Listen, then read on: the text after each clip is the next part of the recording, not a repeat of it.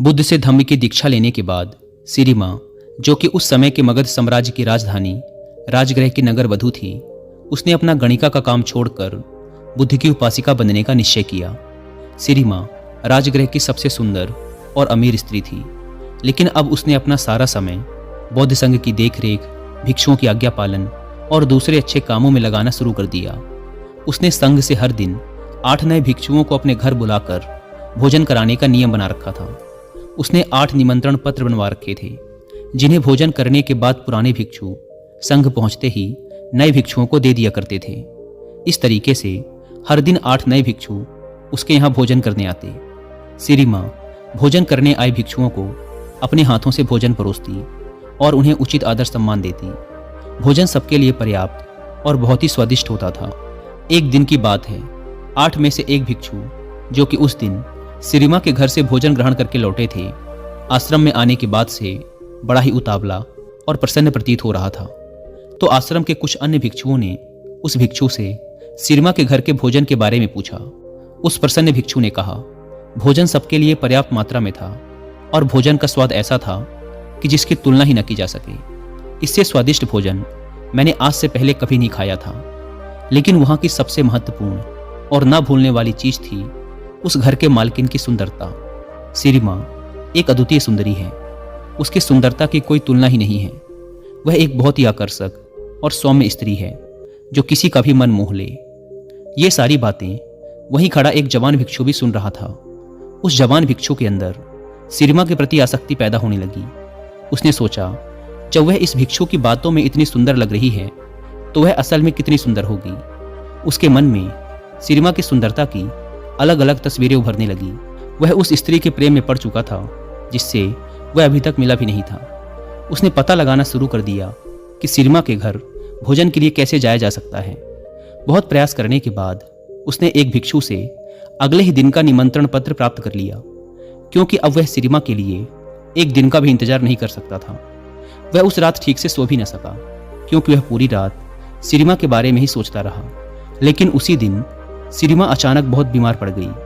वह अपने सारे गहने और सजावट की वस्तुएं उतार कर बिस्तर पर सोने चली गई। इसीलिए जब वह प्रेमी युवा भिक्षु सिरिमा के घर पहुंचा, तो नौकरों ने उसका स्वागत किया और उसे भोजन परोसा। यह देखकर उस युवा भिक्षु को बहुत क्रोध आया और वह अंदर ही अंदर बहुत दुखी हुआ।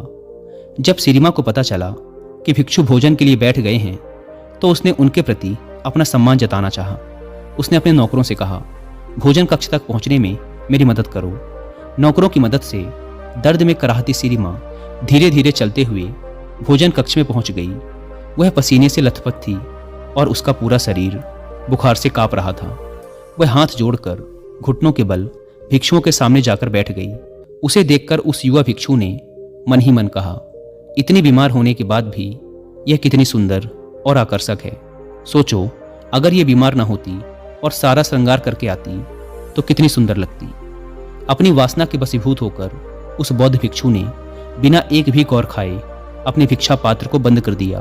भोज समाप्त होने के बाद वह अपने भिक्षा पात्र को हाथ में लेकर झूमता हुआ आश्रम वापस आ जाता है। आश्रम पहुंचकर भी वह भिक्षा पात्र को नहीं खोलता और उसे एक कोने पर रखकर अपने बिस्तर पर लेट जाता है। उसके दिमाग में पूरे समय सिर्फ सिरिमा का वह खूबसूरत चेहरा ही घूम रहा था, जो उसने भोजन कक्ष में देखा था।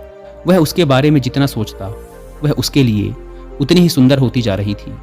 उसके कुछ मित्र भिक्षुओं ने उसे भोजन कराने का प्रयास किया, लेकिन वो सभी असफल रहे। भयानक बुखार की वजह से उसी रात सिरिमा की मृत्यु हो गई। जब मगध सम्राट बिंबिसार को सिरिमा की मौत की खबर मिली, तो उन्होंने बुद्ध को संदेश भेजा, हे तथागत, आपके व्यक्तिगत चिकित्सक जीवाका की बहन सिरिमा अब इस दुनिया में नहीं रही। बुद्ध ने सम्राट बिंबिसार को वापस संदेश भेजा, मृत शरीर को जलाया न जाए, बल्कि उसे एक बड़े से मैदान में संभाल कर रखा जाए।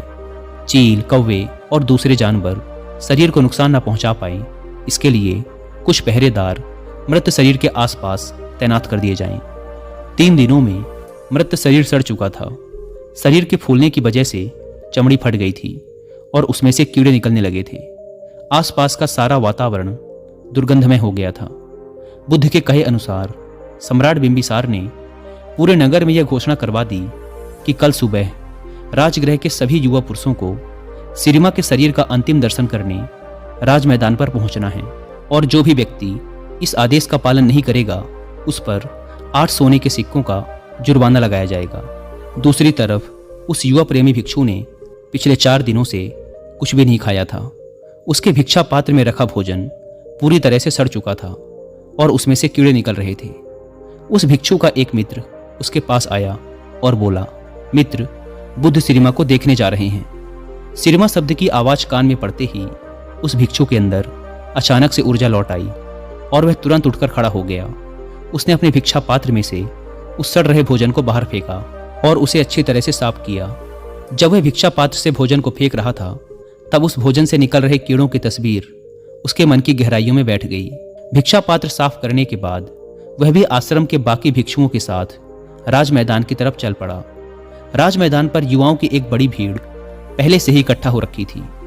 बुद्ध अपने भिक्षुओं के साथ एक ओर बैठ गए, दूसरी ओर सारी भिक्षुणी बैठ गई। एक ओर सम्राट बिंबिसार अपने मंत्रियों और सैनिकों के साथ बैठ गए और उनके ठीक सामने राजगृह के सारे युवा और उनके पीछे नगर की बाकी जनता बैठी हुई थी जो बुद्ध में आस्था रखते थे।